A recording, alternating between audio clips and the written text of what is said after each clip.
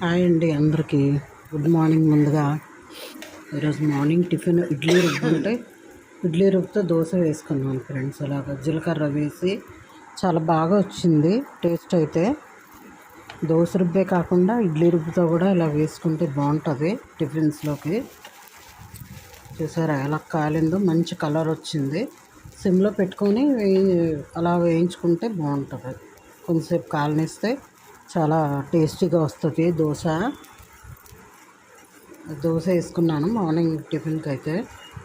తర్వాత మధ్యాహ్నం లంచ్కి తోటకూర తెచ్చుకున్నాను ఫ్రెండ్స్. తోటకూర కొంచెం ఉప్పులో వేసేసి నానబెట్టేసి శుభ్రంగా కడిగేసాను. ఓ 2 టైమ్స్ కడిగేసాను.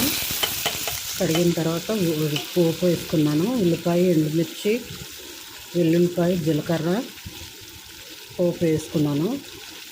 పోపు వేగిన తర్వాత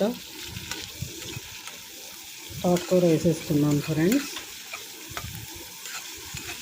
ఇలా వండుకుంటే చాలా బాగుంటుంది తోటకూర. నేనైతే ఇలా వండుకుంటాను ఫ్రెండ్స్. మరి మీరు ఎలా చేసుకుంటారో తెలియదు కదా, అందుకే చూపించాలనిపించింది, చూపించాను. అందరికీ వచ్చులేండి వండుకోవడం, వండుతారు కానీ కొంతమంది వెరైటీగా చేస్తారు కదా. నేనైతే ఇలా చేసుకుంటాను ఫ్రెండ్స్. ఆనియన్స్ వేగిపోయిన తర్వాత తోటకూర అయితే వేసేసుకున్నాను.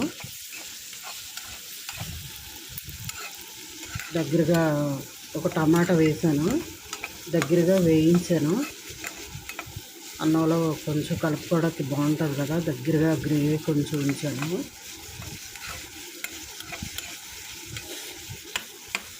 ఛానల్ నచ్చితే లైక్ చేయండి ఫ్రెండ్స్. లైక్స్ కొట్టండి, కామెంట్స్ చేయండి.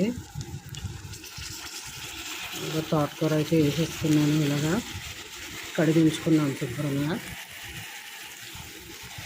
తోటకూర వేసాక కొంచెం ఉప్పు, కొంచెం కారం వేసుకున్నాను ఫ్రెండ్స్. కొంచెం వేగిన తర్వాత కొంచెం వాటర్ వేసాను. దగ్గరగా గ్రేవీలా వచ్చింది. మీరు కూడా అలా ట్రై చేసి చూడండి, బాగుంటుంది.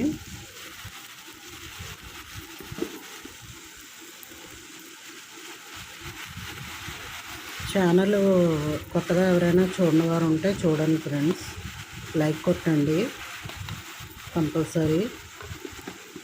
చివరి వరకు చూడండి ఫ్రెండ్స్. వీడియో చివరి వరకు చూస్తే వాచ్ టైం అనేది యాడ్ అవుతుంది కదా.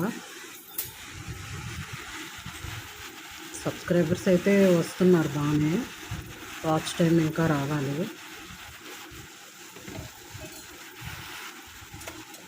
టమాటా వేసుకున్నాను, కొంచెం ఉప్పు కారం వేసి.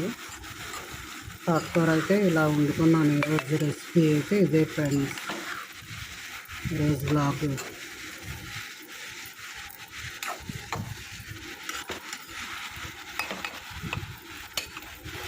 ఛానల్ చూడండి ఫ్రెండ్స్, మంచి మంచి వీడియోస్ ఉంటాయి. ఛానల్ చూసి సబ్స్క్రైబ్ చేసుకోండి. కూర అయితే ఇదిగో అయిపోయింది, దగ్గరగా అయిపోయింది. కొంచెం గ్రేవీ ఉంచాను. ఛానల్ చూసి సబ్స్క్రైబ్ చేసుకోండి ఫ్రెండ్స్. థ్యాంక్ యూ అండి అందరికీ.